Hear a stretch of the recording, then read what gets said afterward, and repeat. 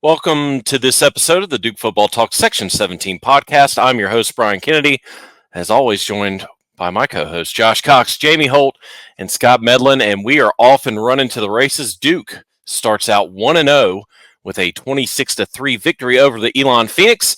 Before we give our thoughts and shout out to our sponsors, we got to hear from Manny Diaz, not after the game, after the game, but talking to his players instead of to the press to give his thoughts overall. And again, we decided to do something a little bit different this week, just a behind the scenes that the Duke football staff or the media staff did, showing Manny's speech to the team after the game. Again, 26-3.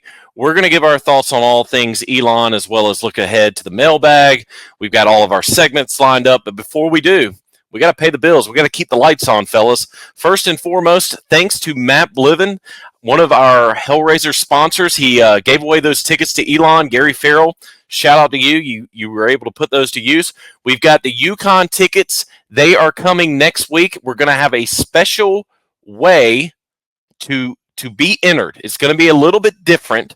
All we're going to say is that a code word is going to be used at some point during next week's episode. So you've got to be listening or watching, and then you must respond. Josh, did we say it was Instagram that you have to respond? Have we figured that out yet? We're going to work that out with Matt. Okay. It may be an email or text to him, or it may be an Instagram comment. Yep. But speaking of Matt, he is a realtor in the Durham area. So if you have any questions pertaining to the current real estate market trends, any of your home needs, he will have you covered.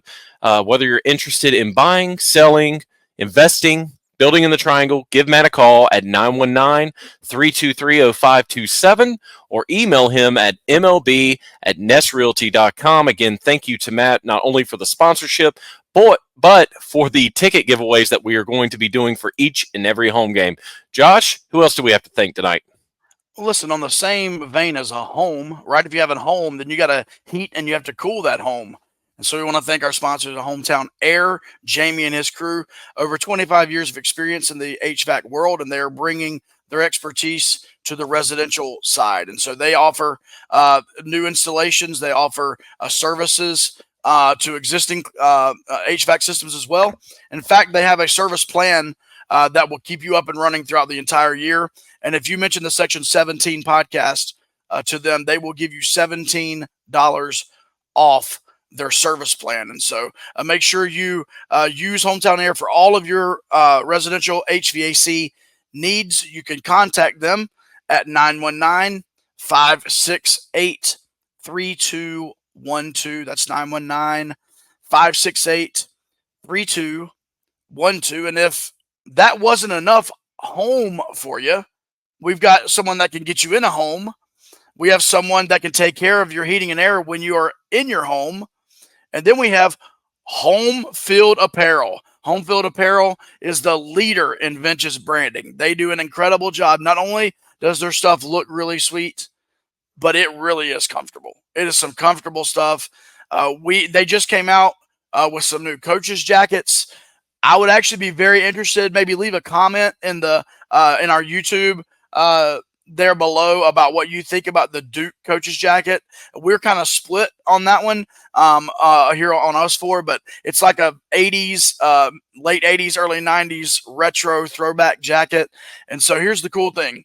If you'll use code Section 17, all caps, straight through, when you check out, you'll get 15% off your first order at homefieldapparel.com.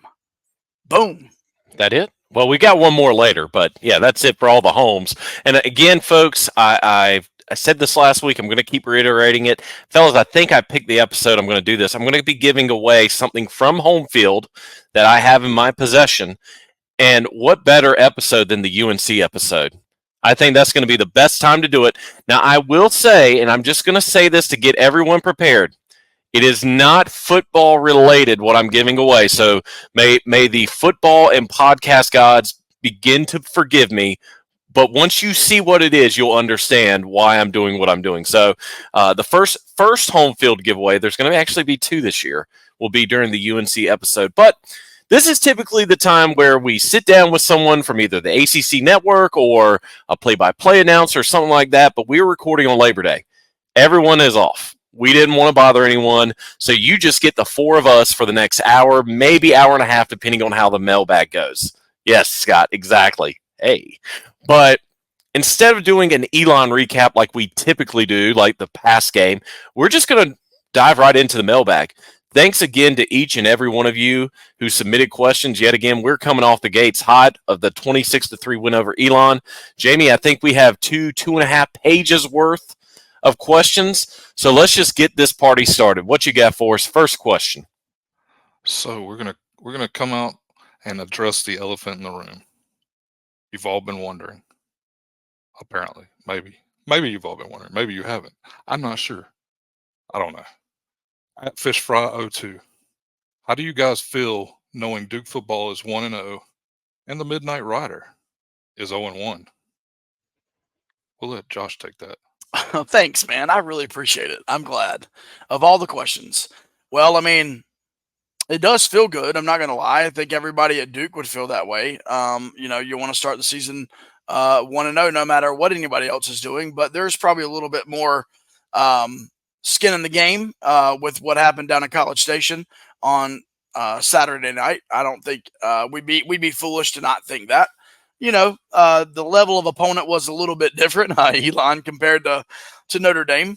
But I'll give my personal opinion, and you guys know the way I feel. I've got no hard feelings on either side there, but I was definitely pulling for old 13, and I thought he played he didn't play his best football game. I don't think he would say that he played his best football game, but he did enough to win the football game.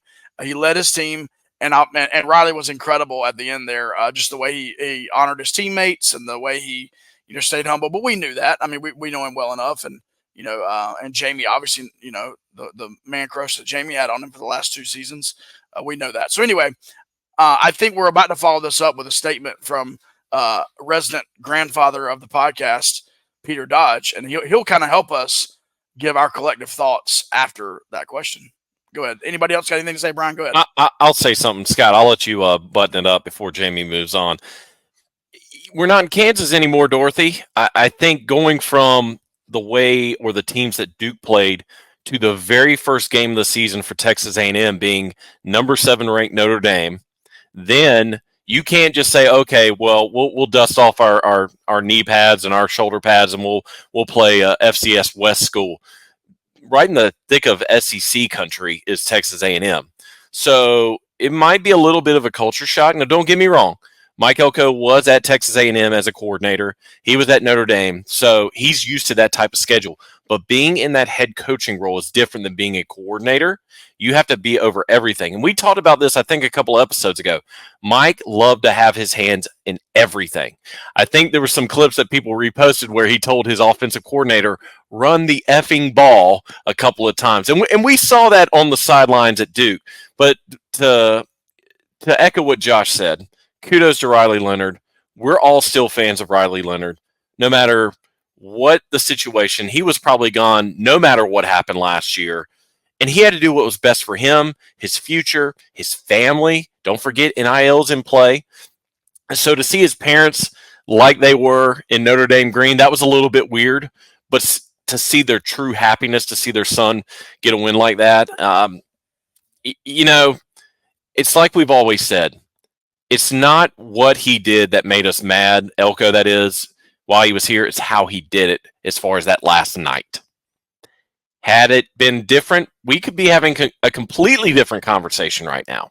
But it is what it is. It's technically behind us. I think Peter's going to echo some of that. But, Scott, what do you got to say?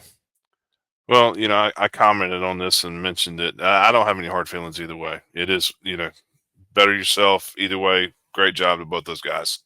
Elko's 0-2 now with game day being hosted against Notre Dame, of all people. So that's not a great thing. But, the only thing I really have to say about the game is wake up the echoes. My man, Riley Leonard, did what he had to do at the right time to win the game. And I'm not going to lie to you. watching Marcus Freeman on the sideline before the game and during the game, dude, I don't know who wouldn't want to play for that guy. I mean, I have no Notre Dame ties whatsoever, and this is not a Notre Dame thing, but dude, I love that guy. I love the enthusiasm. I love just the way he carries himself. And, they have a schedule and they have a team that could go far. And one other thing, it was funny when they did show Riley's family, seeing the look on their face the way they were many times when he had a Duke uniform on, them on the sidelines with that look. But then once they scored, man, they were just as excited as they could be, and they should have been. So it's a great game either way. It was fun to watch. There was a lot of great games this weekend, not just those two teams, but there was a lot of great games. And I'm glad that Duke ended up winning their first game. And I'll zip it up with this, but yes, I still do have a huge man crush on Riley, so I will follow him throughout the year. I'm not going to openly root for Notre Dame because ultimately I don't. Ultimately, I only root for Duke, so that's a big thing. But I am pulling for Riley and hope he does well. And as far as the Midnight Rider, as JD called him, the 2:00 in the morning, plane flight out. He was going to go either way, right? We've had this discussion. He was going to go either way. It's just the way he went. I felt more bad for the players than anything. Yes, I was shocked. Yes, I was hurt, but I'm kind of over it now. So, and now I want to move on to what Peter Dodge said at PD Duke 85. And he says, a thought now that Notre Dame versus Texas A&M is history. It's time for the Duke fan base to focus 100% on Duke football, the players and the coaching staff. Nobody who left after last season is walking through that door.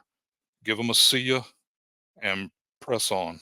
Unbridled support to this group. So I thought that was a great comment.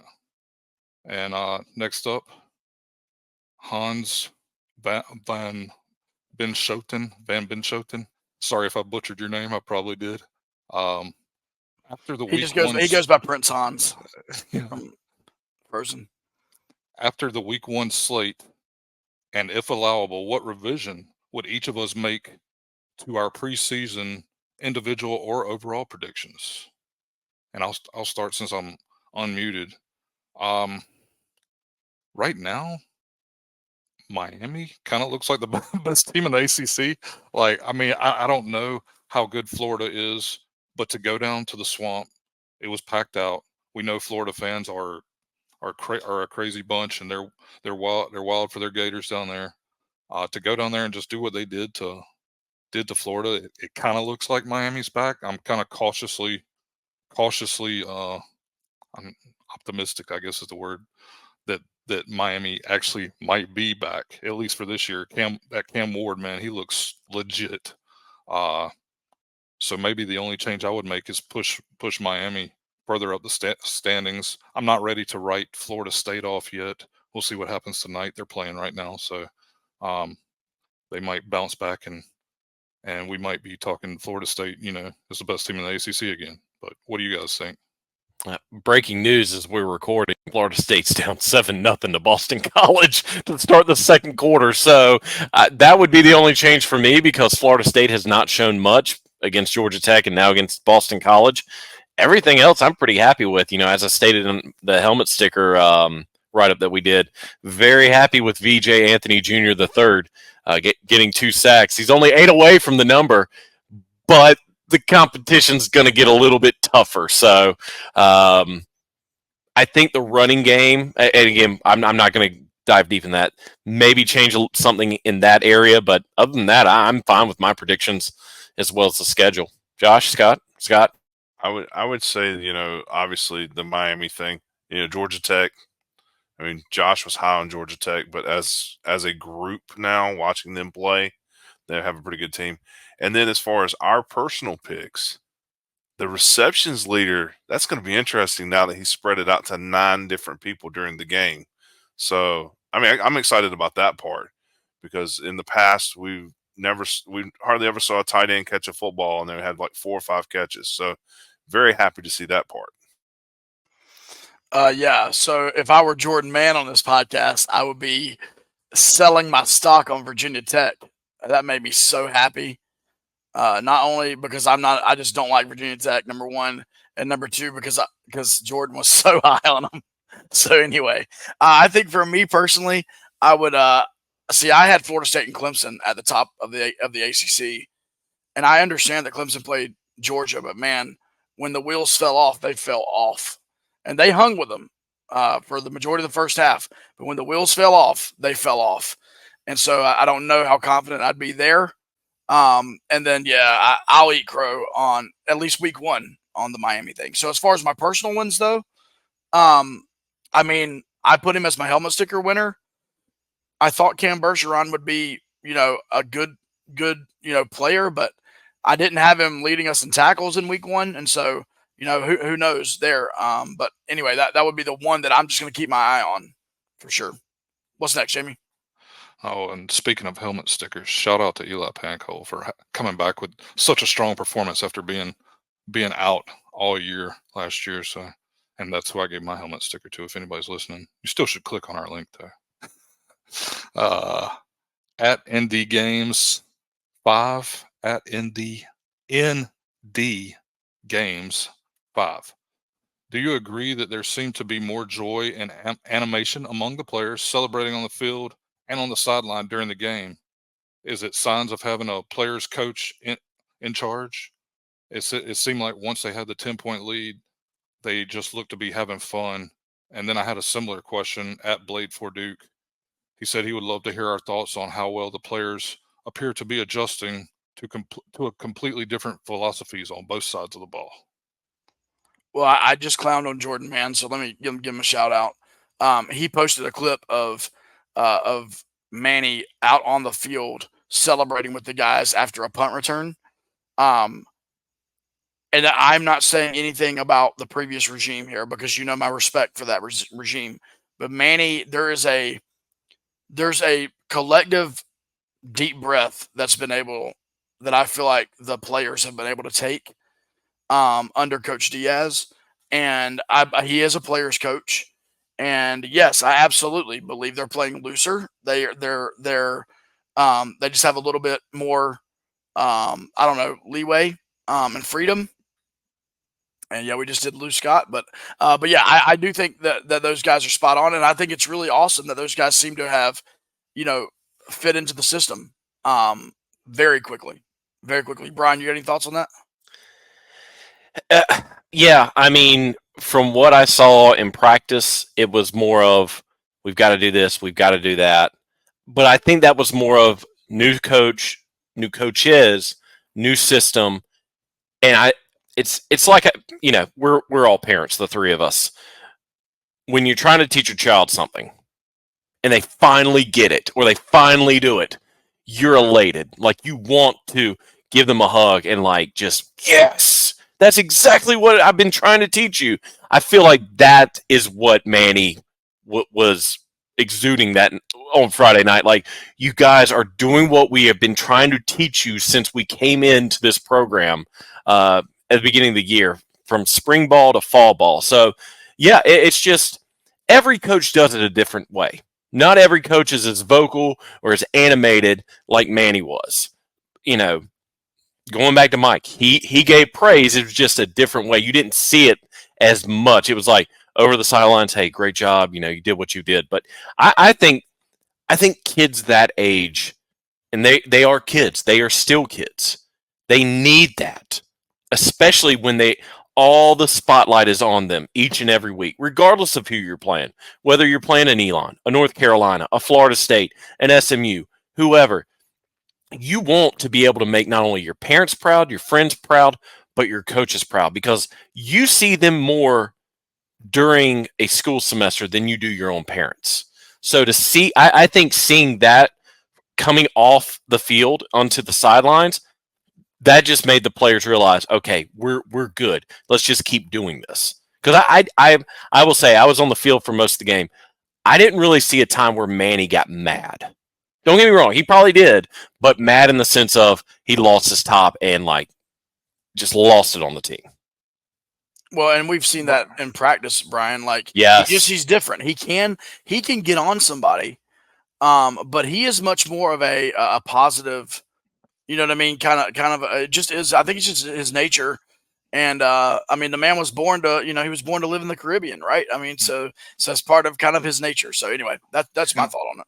And I will say this, like, Mike Elko and Manny Diaz are just, I mean, polar opposites. So last year, I mean, this year we're praising Manny for coming out and just like high-fiving guys and just praising his team. But last year we were praising, in the last 2 years, we were praising Mike Elko for turning red in the face and getting in an official's face, because we had never seen that before, because under Coach Cutcliffe, he didn't really do too much of that, So Football. yeah. So it was completely different to see Mike Elko on the sideline, busting a blood vessel, which we saw Saturday night as well. But Well, I equate it to this, and we've all had those friends, or maybe you guys have that parent that never raises their voice, never yells, never shouts, but as soon as they do, we messed up. And I feel like that's how Manny is. Not that I'm not mad, I'm disappointed, but in like yelling, I'm not mad, I'm disappointed. So it's like when the players know, because that, Josh, if you want to, back me up on this one, when he gets on the team, a pin drops. You cannot, no one, like, even, I'm not even on the team. I'm like, oh, I better not say a word or else he's going to yell at me too. So I think he just brings that type of swagger, really, to where I don't need my voice to yell at players to get my point across. I can just talk like I'm talking right now, and they'll get the job done.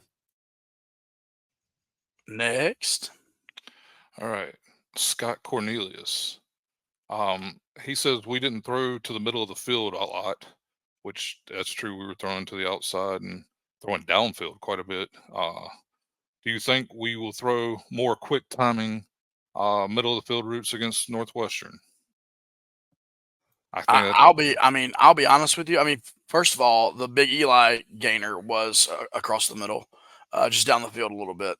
And there were a handful for sure, but you're correct. Majority were thrown sidelines. If I'm John the Brewer, I don't change a thing about the passing game, because this is my opinion, and I know we're going to get to this question, so I'm going to be very, like, I'm not going to go deep into this, but I really believe that there were elements of play Friday night, and I think the timing was just slightly off due to some elements that we'll talk to. I won't mention them yet because I know the questions are coming. So I wouldn't change a thing. With that being said, I think that the passing game scheme was fine. We'll get to the run game scheme when the question comes. So for the passing game, I think it was fine. What do you think, Brian? Yeah, it's just the timing issues.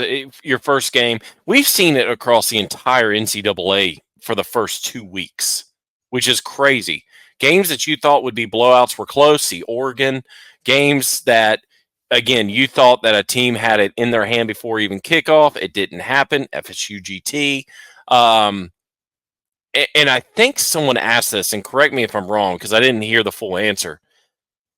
I think someone was asking if they used the entire playbook on Friday night. They might not have. And I don't know if they asked that to Manny or Brewer today during the press conference, but if there was ever a game for them to try some things out or to incorporate some things to see if it works, the Elon game was perfect. Now, Northwestern did not look good this past weekend against Miami of Ohio. They gave up definitely more passing yards than rushing yards. So it would seem, based off of who they played, Miami of Ohio, that Duke's going to need to be on point when it comes to the passing game.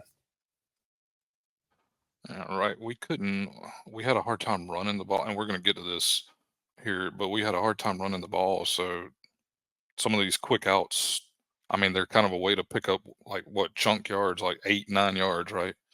Just right off. Going to go to at the Duke of QP. What do you make of our running game struggles? Speaking of what I said, we were getting ready to talk about the running game. It's early. A bunch of new guys who haven't practiced or played much together, but it was Elon, and we should have done better. Should they start practicing on the deck to make sure they don't shrivel against Northwestern? So, of course, he had to throw something in about the deck.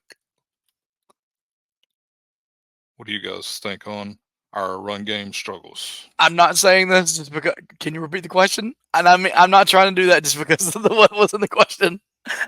I didn't get the context of the question. What do you make of our running game struggles? It's early, a bunch of new guys who haven't practiced or played much together, but it was Elon and we should have done better. Should they start practicing on the deck to make sure they don't shrivel against Northwestern? So we're gonna address the run game. And we had some. Let me. We had You some have a other couple questions. more run game questions. Yeah, at S Dillard 35 asked about the inability to run due to blocking. Was it a scheme of the backs dancing too much instead of going north south? And Jonathan Huggins, was our run game bad because of the O line, or was it Elon's D line just good? Same thing. At Bentley Weeks also mentioned the O line. Did the O line exceed expectations, or were they partially the problem with how bad the run game was? So we got several questions there. Well, so let me just say this: if we knew the answer to the question of whether it was scheme or whether it was like player performance, as far as run blocking, we'd be on the coaching staff. So that's definitely a Jonathan Brewer question. Obviously, Duke wants to run the ball more than what we saw on Friday night. You can be sure the running backs want to run the ball more and want to get more yardage. So I don't know. I mean, I think there's a little bit to be said in one of the questions about Elon's defensive line. I mean, they did sell out, to the run, and they stacked the box for sure. And kind of, I thought that was an interesting strategy because, as I mentioned, we were just a few inches away from scoring several more touchdowns. So anyway, all that to say, I don't know what to say about the run game yet until we have a couple more weeks to see it. That's kind of the way I'm looking at it. Because, and I'll be honest with you, I'm not going to lie. I'm not sure I know enough about those details of football to be able to watch a play and say, "Oh, that was a scheme problem," or "That was a blocking problem." Just to be honest with you. And did Elon sell out to stop the run just because of Malik being a new QB, new system, new everything, and they're just like, hey, if we're gonna do anything, we're gonna stop the run and make Malik beat us down the field, which obviously he did. And like Josh said, we were just like 3 inches short, like a little short, a little long, I don't know. And once again, you could just practice on the deck. I mean, yeah, yeah. We were just literally a couple of plays. We were discussing this before we got on. We were a couple of plays away from this being like a 52-3 win. Like, so, I mean, it's there. I think timing is an issue, and I think that'll keep coming throughout the season. They'll just get better and better and better. Well, I think part of the running was a little bit of the dancing. It wasn't this; it was this way, and I don't think I'm going to call the player's parents' name, but one of the mothers got behind Jamie and I for a few minutes, and she was definitely telling her son what he should have done, and it was really entertaining to listen to her. So, but yeah, and she said, for all intents and purposes, that's what they were doing, too much dancing. They just need to run, hit the hole, go as far and as deep down the field as they can each time. Well, and don't forget, Jacquez Moore had that beautiful scamper into the end zone. So it wasn't all bad. I mean, 59 rushing yards, but it's definitely some improvements that need to be had before the team heads up to Illinois. Jamie? Okay. I thought this was a good question from our guy at TS Lester _. A lot of attention will be on the run game, and rightfully so. We just talked about that. His biggest question / concern is whether the secondary holds up. When Elon's QB wasn't on the ground, he was on the ground a lot, as we have gotten. We talked about a little earlier. They got the looks in the passing game. Not to mention that opening play almost gave him a heart attack, which I know exactly what he was talking about. Elon came out and just threw it deep, and it looked like we were beat. Had it been an accurate pass. But what do y'all think on that? I mean, honestly, I trust Pickett and Rivers over there, and we don't know what Pat Key is expecting, right? I mean, it could be the way they're scheming that Packy's willing to give up that 7-yard pass because he's trying to get after the quarterback and there's other things going on. So I don't think it's cause for alarm. I really don't. But I was a little bit surprised that they were able to kind of, it seemed like easily, those, especially those out patterns, those kind of quick outs they were able to get. But once again, I think it could be just the players doing what they're being asked to do on the defensive side, knowing that, listen, we had 16 tackles for loss and 8 sacks. So, at the end of the day, if that keeps happening, then we're worried less and less about the secondary.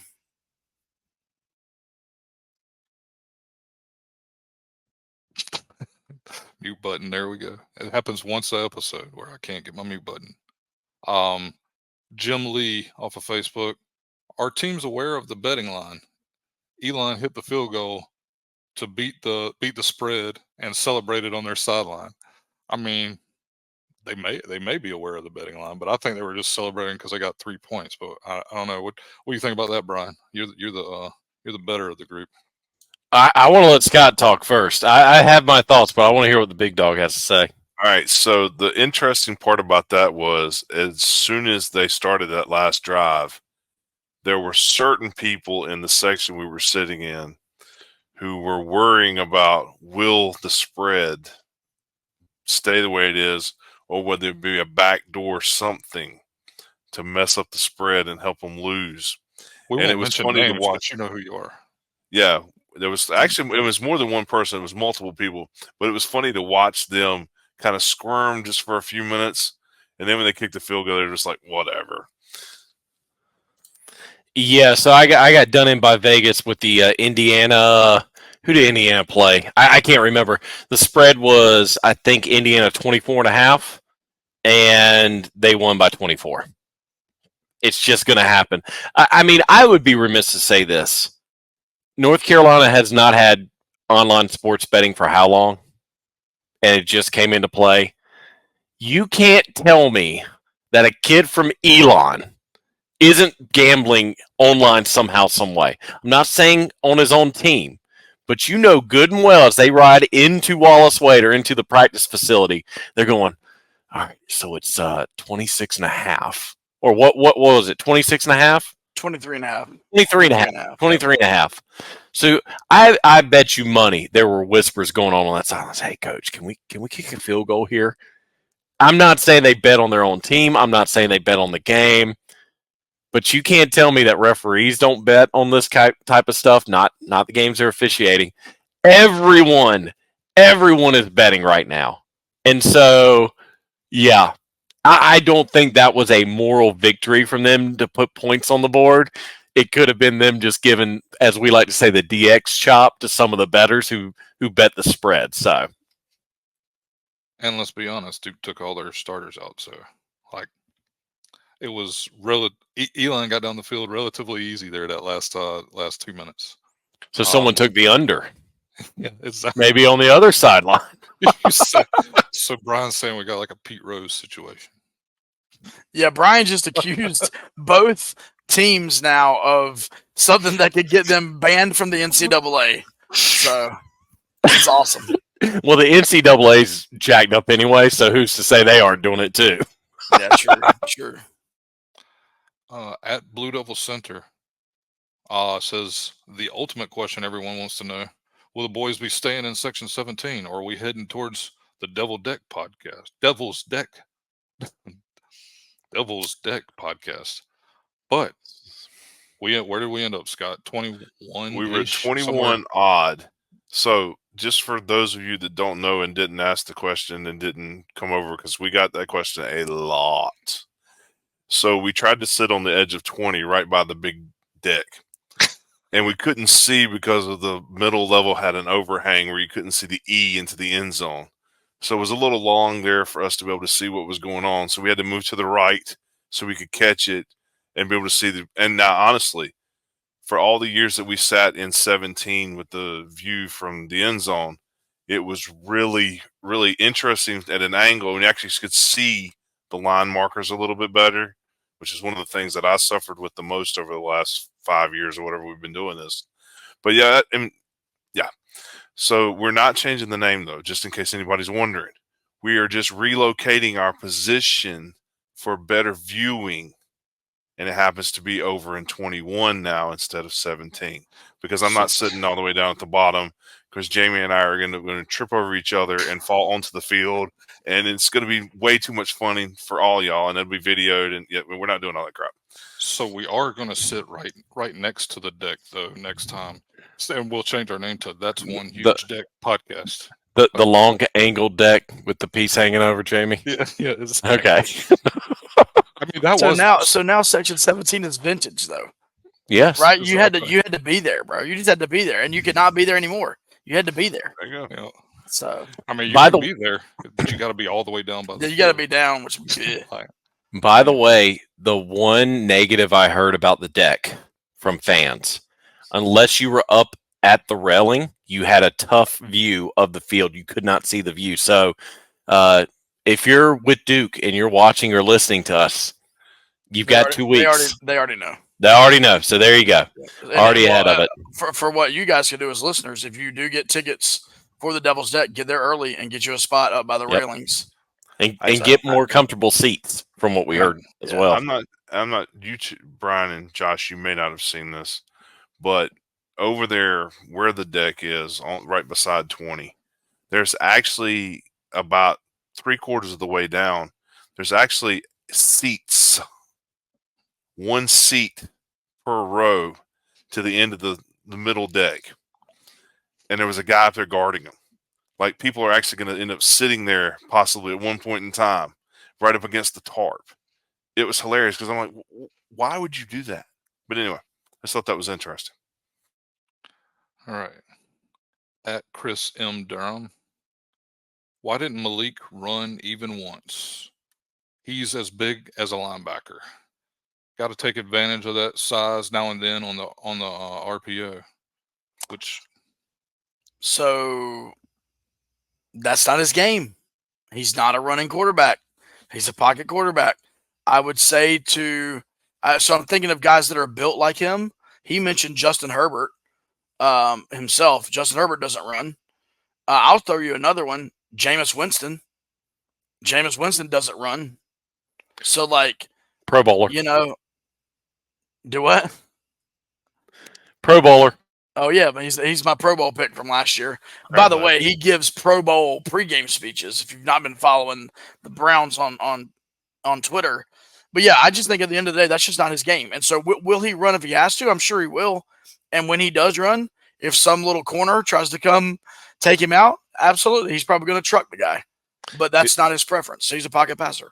And go ahead, Jimmy. I was going to say what was it, Scott? There was a 4th and 1, and he tried to pass the ball. He was going to, I think it was Hazley. Wasn't he going to Hazley?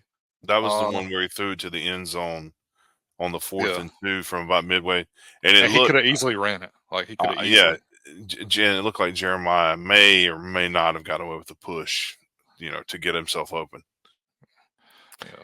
I mean, what happened last year at the Notre Dame game with our quarterback that decided to run? I mean, he was forced to run, but it changed the complexion of the season completely. I'm not saying, to everyone's point, I'm not saying if the situation presented itself, he would not run, but if you want to be a pocket passer, you stay in the pocket as long as you can. That is a last resort for that type of quarterback. And I would almost take it one step further. I almost wonder if they do not want him to run unless he has to run. And that was one thing he did not have to do. His jersey stayed clean. He did not have to run for his life. There was one play in the second half where he handed the football off. Had he kept it, he had a 40 or 50-yard run. And the running back ended up getting dropped for like a 3-yard loss. But had he kept the football, there was nobody on that sideline but the Elon sideline. Guys, that was it.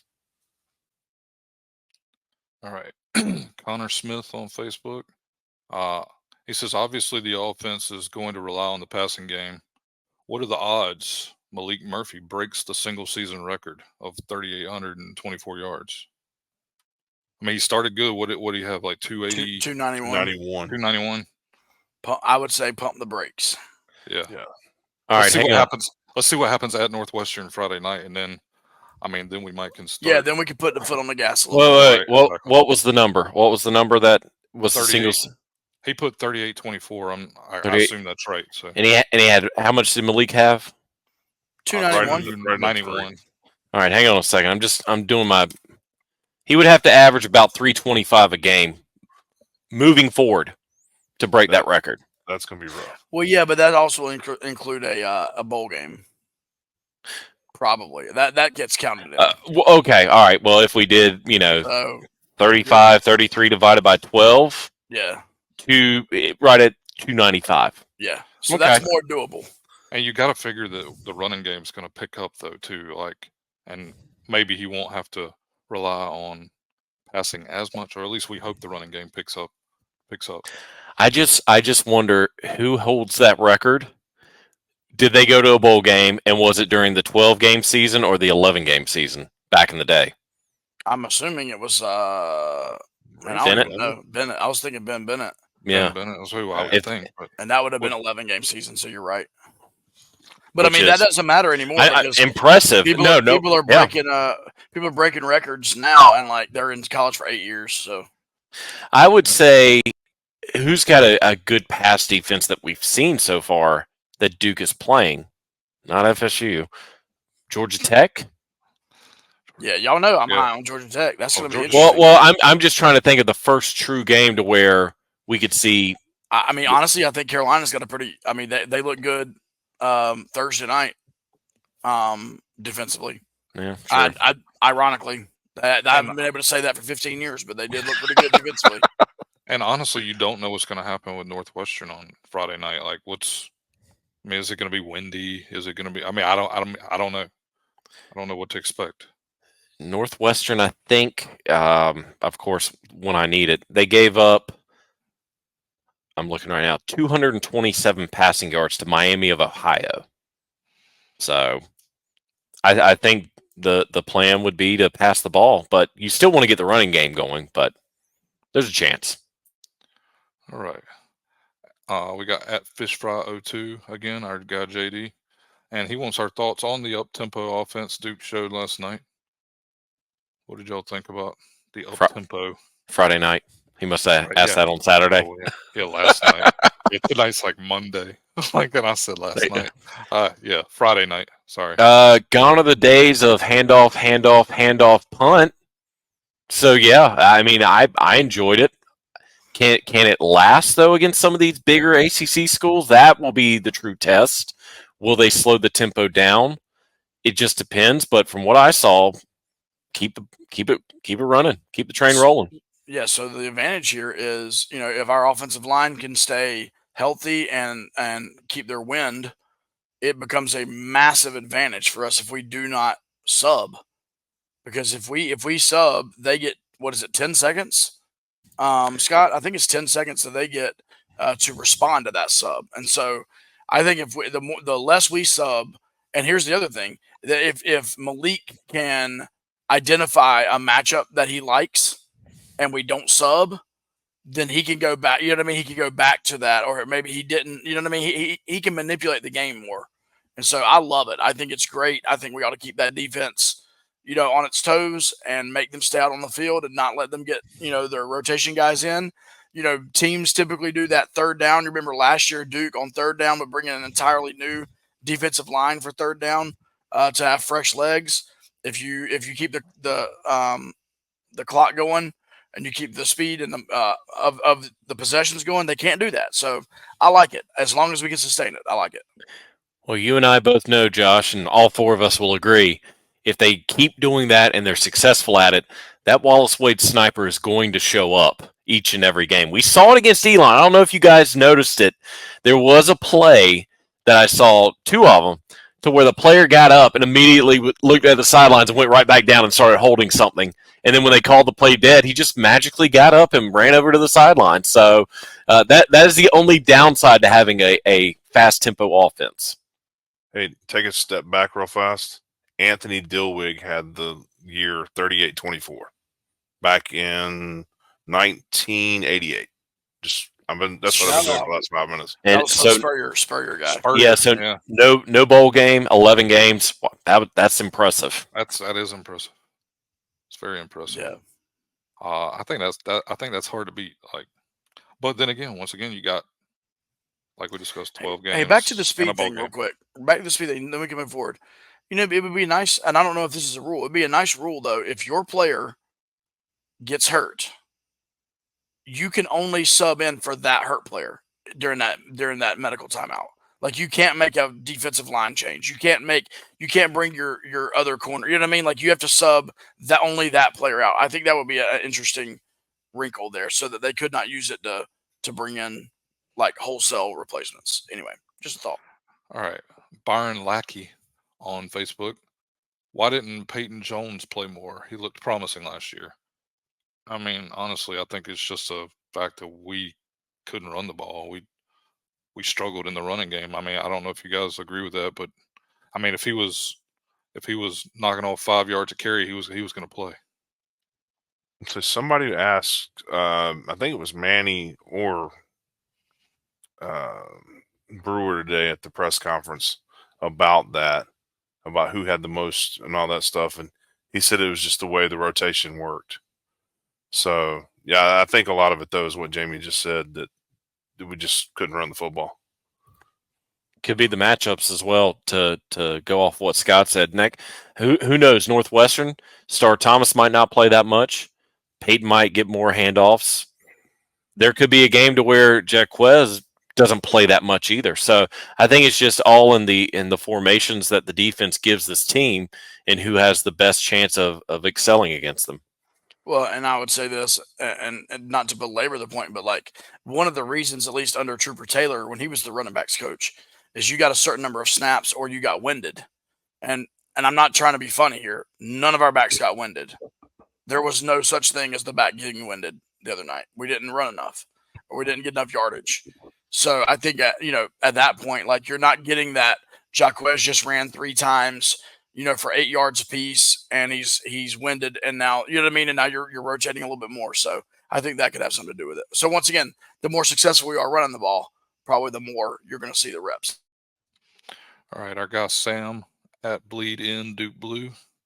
He says, "Am I crazy to think that Hazley, not Hasley, as whatever our PA guy was calling him, Hazley, will have a better year statistically than Dalmolin, or is it just he's being his favorite player bias?" I mean, once again, Josh, you can speak to it as well. I think both guys are going to have fantastic years, so I think it's like one of those game by game basis.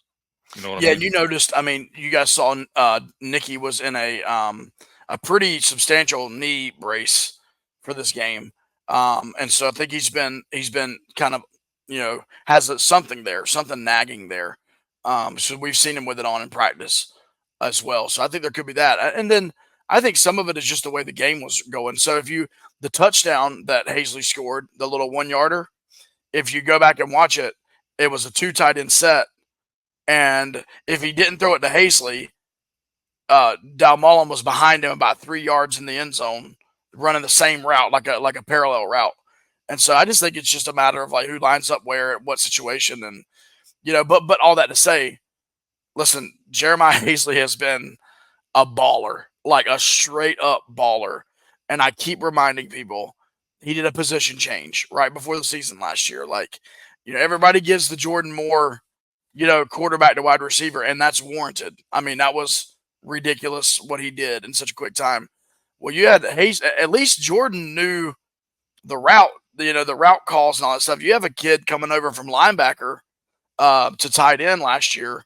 And so I can't say enough good about Jeremiah Hazley, and you guys know where we stand on Nicky as well. I think it's huge that both of those guys are in the tight end room. But I will say, here's where I will agree with him.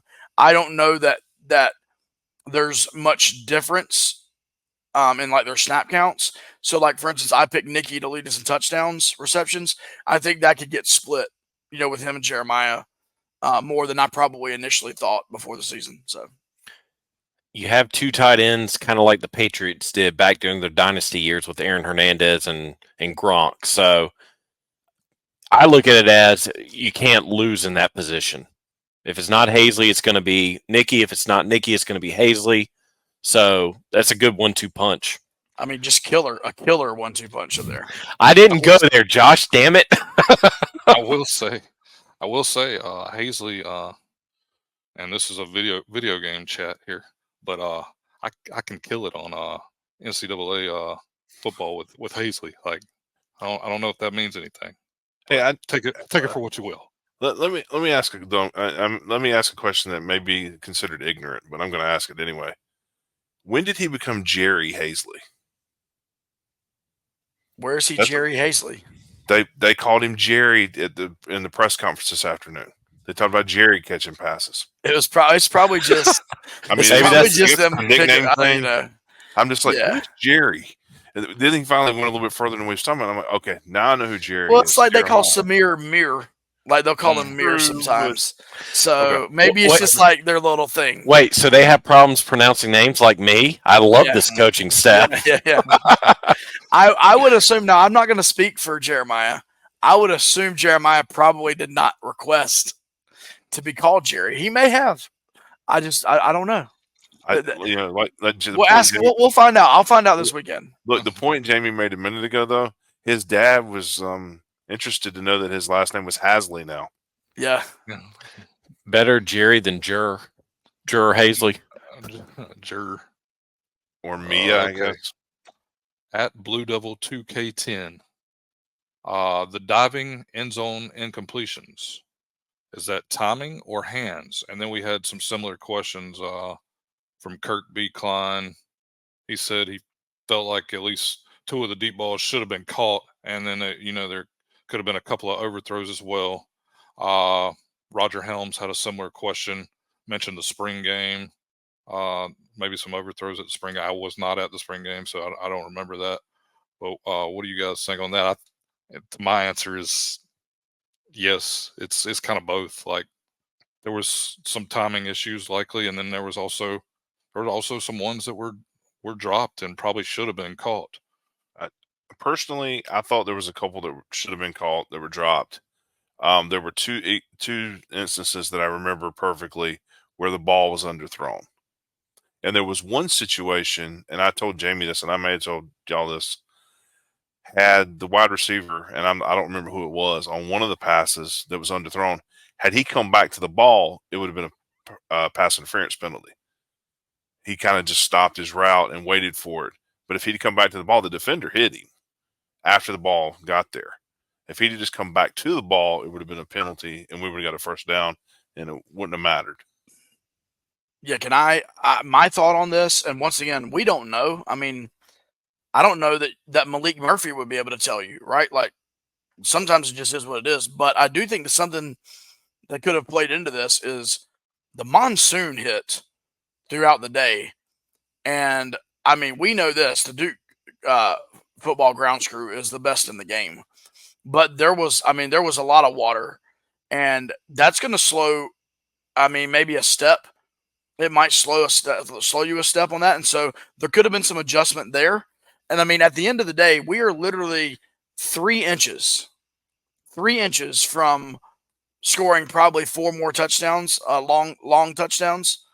And so I think it could have been just the fact that the timing may have been a tad off, but due to the wide receivers maybe not being able to get downfield quite as quickly as what they would if there was no, Hurricane Katrina hitting, 2 hours before game.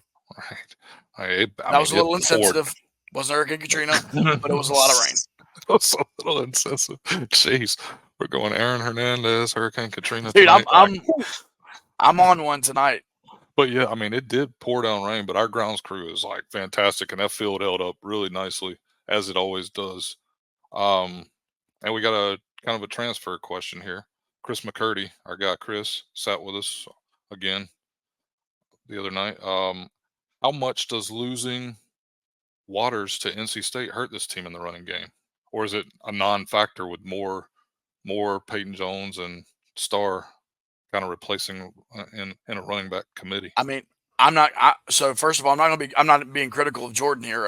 Jordan had a great first game for NC State, But one of the previous questions about the running attack was we were dancing in the backfield, and He like, danced in the backfield. yeah, he danced in the backfield, and I'm not being critical of Jordan. I'm just saying that like he tiptoes and tap dances a lot in the backfield and doesn't get north south sometimes quick enough. And it's funny that I said that because after NC State's game on Thursday night, I had an NC State fan text me and say, "Hey man, really loved what Jordan Waters brought to our team, but man, he tiptoes in the backfield and doesn't get north and south quick enough." And I'm like, so I don't know. I don't know in this specific game if it would have mattered who was back there running the football. I mean, it's not like our guys were tripping and falling. I mean, they were getting tackled. I mean, it was, so I'm going to say no for this game. And maybe 3 weeks from now, we may say something different. I agree. Here's just a kind of a reaction. I'll read it and move on. At tired old man 1017. Once again, same. I'm also a tired old man. That's Brian's burner. Yeah. Malik has a strong arm, but it seemed like he forced some throws against Elon that he didn't have to, and oftentimes forced passes downfield while running backs were wide open, and he never checked down. So, I mean, just some nitpick stuff that I think that they'll probably get cleaned up over a week of practice and stuff. And I'm really not that worried about Malik. I think he was pretty fantastic considering it was his first game and considering, like Josh said, the monsoon. Do you have anything to add, Josh? No, I was just going to say, I know from being at practices that like there's definitely an element to this offense where the running backs catch the ball to the backfield, 100%. So like, maybe that helps answer our previous question about did we go through the entire playbook, So I know that there's elements to this offense where those guys get the ball for sure. All right. Regina Lee coming from all the way from Cali.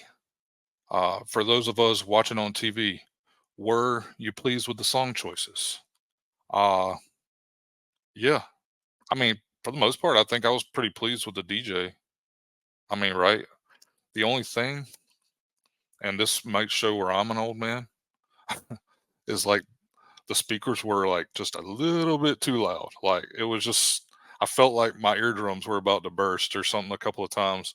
But other than that, I mean, the DJ was awesome. 2K girl, what's her name? Rachel. Yeah, she was good. I was entertained. I thought I was entertained by the in-game music and everything. So yeah, Jamie, your AARP card is in your mailbox. By the way, if you want to go check for it. But no, so I was not like on in a regular seat, and so it wasn't too loud for me. But I was open air, and so.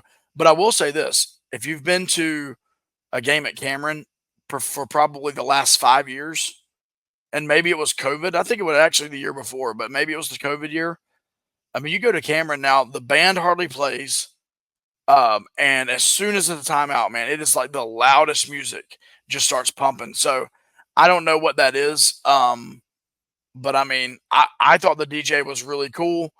Definitely, I mean, that whole like party area in the center up there at the top was really cool. And I thought the Rachel thing, we've never had anything like that in-game host on the screen. I thought that was super cool. And having Derek Lively, like, I don't know, like when the Derek Lively thing happened, I was talking to somebody and I said, we have these kind of people come back to games all the time, and we never. I mean, he was pumping the crowd up. He was getting everybody going. Like, to me, that was just awesome. Like, that was really cool. So I'm for all of it. I reiterate the whole loud part, and I will say, and I'll make a point to that. When she was doing stuff, when she was talking, it seemed like it was really loud to her, because there's times she couldn't hear herself as she was speaking. So, that was my one thing. I know a lot of people mentioned it was a little loud, but yeah, I thought the DJ was great. Really wish the good songs were not the ones they played right here when they only had like 30 seconds to play a good song. Then, they ruined that a couple times.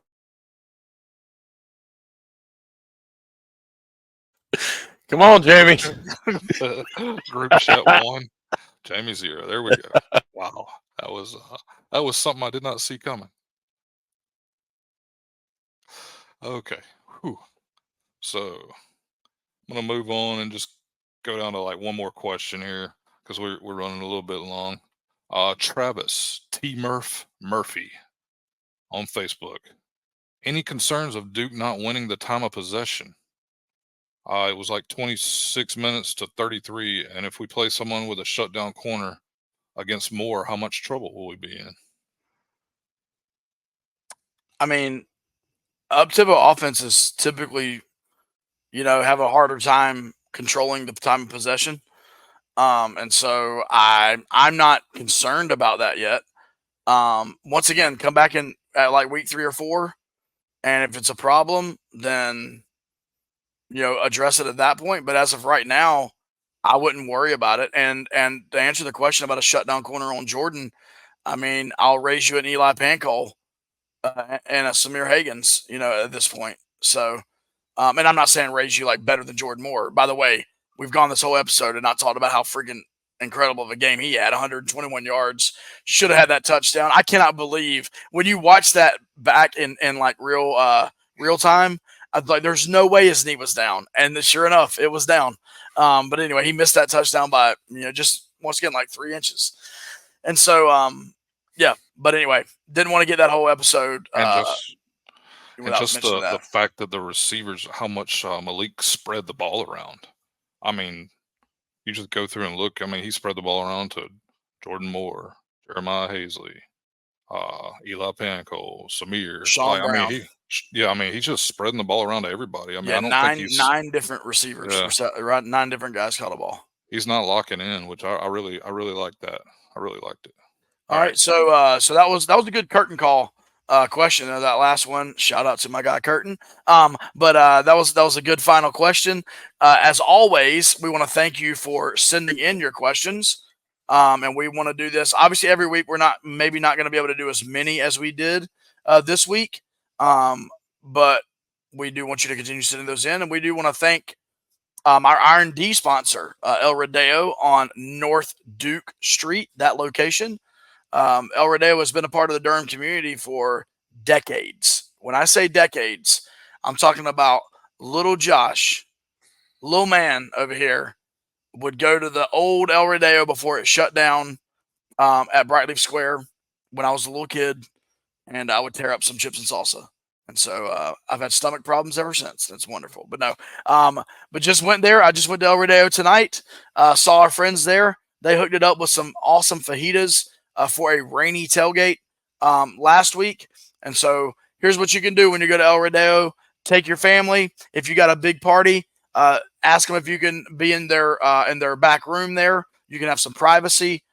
Just a great place to get something to eat, get a drink, eat some good food. And so let them know that you listen to the Section 17 podcast.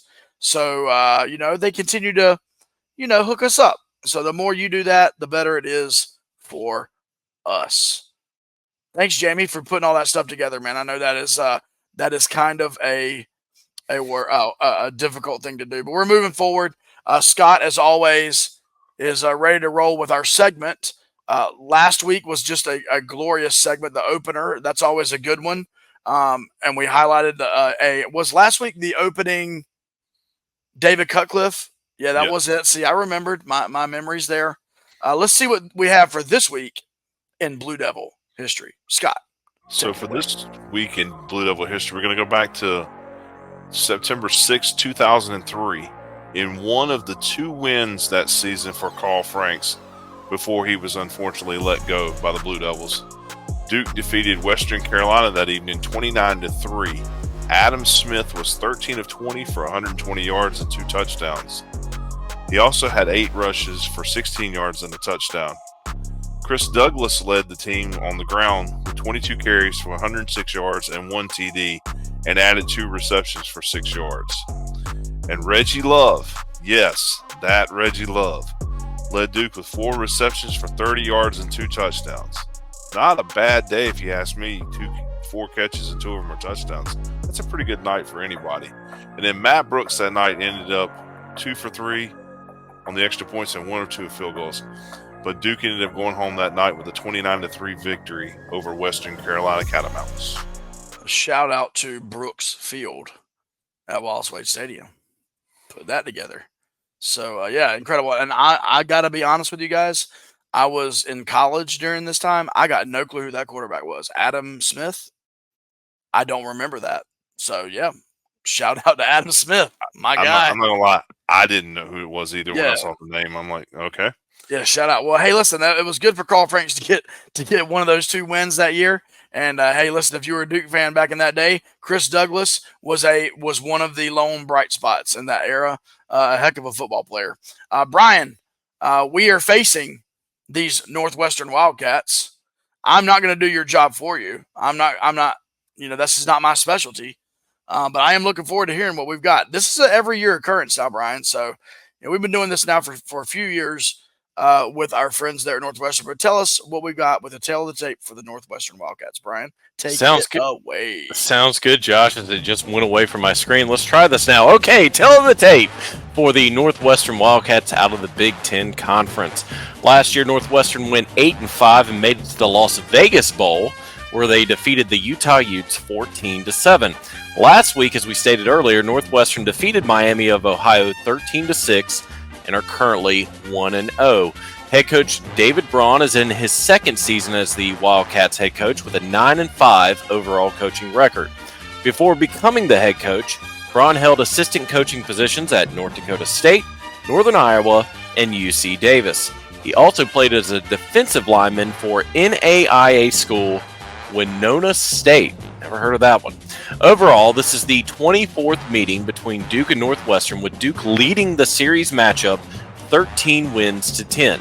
The first ever meeting between Duke and Northwestern took place on September 7th, 1985 at Wallace Wade Stadium, where Duke defeated Northwestern 40-17. Duke would win the first 5 games of the series from 1985 to 1990, before Northwestern would win 10 of the 12 games after that. Now, this is the 4th straight season that Northwestern and Duke have played, and it is the longest stretch since 1996, when the two schools played each other 8 years in a row until 2003. Duke is currently on a 5-game winning streak in the series against Northwestern, having won every matchup since 2017, with last year's outcome having Duke defeating Northwestern in Durham 38-14. The last time Northwestern defeated Duke was on September 17th, 2016, when Northwestern beat Duke 24-13. Now, after this year's game, the series between the two schools will go back on hiatus for the foreseeable future. I could not find another date in the future that they will play. And Northwestern is only one of three Big Ten teams that Duke has had an overall winning record against. Fellas, before I get to Did You Know, any idea who the other two are? Indiana? Nope, that's not one of them. I don't know. Minnesota. Nope. Josh, it's down to you. Yeah. I have no idea. I don't even have a guess. The Cornhuskers of Nebraska. Wow. Okay. And the Boilermakers of Purdue. Okay. Both of those go way back. Yeah, way back. Shout out to Casey, my buddy who's an IU grad. He probably loved hearing that. So now it's time for Did You Know? The color purple has been synonymous with Northwestern University for 130 years. Before then, the school had no official colors. During an 1879 football game, students wore a variety of colors since there were no official school colors in place. After seeing this, a student committee was immediately created to help choose the school colors for the university. After some deliberation, the student committee settled on black and gold. This choice did not last long, however, as the Northwestern Alumni Association feared the color choices too closely resembled those of Princeton University. Shortly thereafter, in late 1879, the color black was replaced by royal purple. Royal purple and gold would remain the school's colors until 1892, when the administration at Northwestern wanted to have one primary color for the university. The reason for this was that the administration wanted to copy prestigious Ivy League universities like Harvard, Yale, Brown, and Dartmouth, who only had one primary school color. 2 years after initial discussions, royal purple became the official school color of Northwestern in 1894, and the football team's jerseys would reflect the change that season by having purple lettering on their jerseys for the first time ever. While royal purple is still the official school color of Northwestern, the colors gold and white are secondary colors the schools use for the athletic teams and their uniforms at certain times. To date, Northwestern is only one of a handful of universities to have purple as their primary color. And that was the tale of the tape for the Northwestern Wildcats. Josh?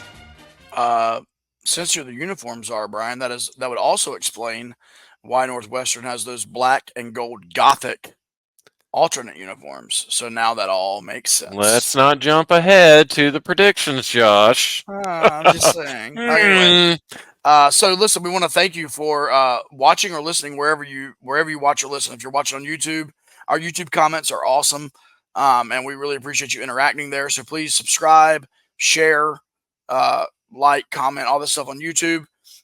If you are on Spotify or Apple Podcasts, make sure to rate and review. I want to read our latest review. We got a review this past Wednesday, from JDub23 Duke on Apple Podcasts. It's titled "The Only Duke Football Podcast." That is factually incorrect, but I understand the sentiment and appreciate it. The best Duke football podcast around. Factually correct. These guys are incredibly entertaining to listen to. I love the banter, insight, predictions, and breakdown of every Duke game during the season. Keep up the great work, guys! Exclamation point! Exclamation point! And so we appreciate JDub23 Duke for that one. And then you can catch us on X, on Instagram, and on TikTok at Duke FB Talk. Facebook, you can search Duke Football Talk there for our group. And then, of course, our website, DukeFootballTalk.com. We just released on Monday our helmet stickers. We're going to be doing that every week. That's a player, win or loss. We're going to pick a player that we feel like earned a helmet sticker. And so keep it locked there at DukeFootballTalk.com. It's that time, guys. We got to hear the winners from last week's prediction. We got to hear the line and the over-under for this coming week, and then we're going to give what we think is going down in Evanston, Illinois this Friday night at 8 p.m. Central, 9 Eastern. Brian, help us out. All right, so before we get to our predictions, let's give a shout out to last week's prediction winners. On Facebook, Trinity Ables, I hope I pronounced that last name correctly. She predicted Duke to win 27-7, so pretty close to the nose. Congratulations, Trinity. On Twitter, Troy Witt, don't know if he's related to producer Tyler Witt, he predicted Duke to win 24-14. And then on Instagram, Melinda Edens, she predicted Duke to win 31-21. Again, folks, as we progress into the season, the way I pick winners is first, you got to pick the winner. And then secondly, whoever's closest to the winner's score is ranked out. If we have a tie, then I go to the losing team score. So, again, congratulations to all three of you. You will be reached out to. Scott, you got something to say? I've actually already reached out to all three of you. I've only heard back from one of you. So the other two, we ain't chasing you down. We ain't chasing you down. I've reached out on Twitter to the Twitter winner, and I've reached out on Instagram to the Instagram winner. So Facebook winner actually responded with me, and she'll be getting hers here soon. Look, Scott's got things to do, y'all. Come on. Help a man out. All right, moving on to this week's game. 9 o'clock Eastern, 8 o'clock Central on FS1. Josh is actually going to be up in Evanston for the game. The favorite point total went down as we were talking, fellas. It's now Northwestern a 2.5-point favorite. It was, what was it, Duke 3, and then Northwestern 3, and I then think it was Duke 2.5, and then they got Northwestern 3. And now it's back down to 2.5. The over-under, and this one kind of shocked me, is only 38.5 points. So they don't think there's going to be a lot of scoring happening off of Lake Michigan. So I'm unmuted, so I'll get started. So I kind of alluded to that with the tail of the tape. I think with it being the first night game in the lacrosse/field hockey stadium that they have for the football team, I see Northwestern either going all black with the gold or going all purple since it's a night game. So with that, Duke's got to go icy whites. All white with the Gothic script. It won last week. Might as well keep it on the lids this week. I'm going to go under on the score, fellas. I've got Duke winning 28-10. 28-10. I didn't see much out of Northwestern this past weekend. They struggled a little bit against Miami of Ohio.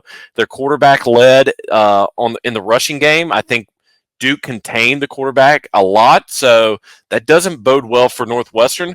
On the flip side of it, if the running game doesn't get going for Duke and our receivers are still missing some footballs and the timing's off, that's why I only see Duke scoring 28. Again, 28 still good, 4 touchdowns. But again, 28-10 with the icy whites with the Gothic strip. Who's next? I'll go. I also like the. I'm gonna say the same thing as Brian on the uniform, so it is what it is.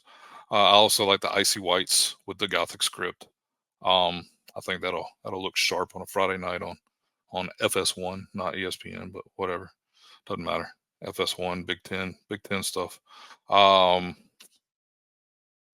see, the point total was 38. 38.5, but yeah. 38.5. I'm gonna go slightly over that. I think it's a very close game. Looking Duke 24, Northwestern 21. All right, I can get down with that, Jamie. That's close to where I'm headed. I love you. The icy whites potentially might be my favorite uniform combo. And so, but because you two guys did it, I'm just gonna do something different. I'm gonna go with blue lids, Gothic, white jerseys, blue pants. So the blue, white, blue with the Gothic script.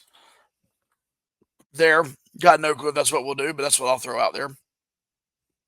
Jamie, I'm gonna stick with my score because I'm about to Price is Right you. I'm going Duke wins 24-20. 24-20. And here's how they do it. They got that 4-point win. So, Notre Dame is going to be driving and they're going to have to go for it on 4th down, even though they probably could, if they were maybe even be in field goal range. They got to go for it on 4th down and Duke gets a stop and we win it on defense. 24-20. We're playing Notre Dame now? I'm sorry, Northwestern. Whatever. I'm going to the Notre Dame game Saturday. That's kind of in my head too. So I would like to change my score if we're playing Notre Dame. Sorry. All right. So let's see. As far as the uniform combo, last week, Manny's shirt in the press conference gave us away as to what the helmet would be.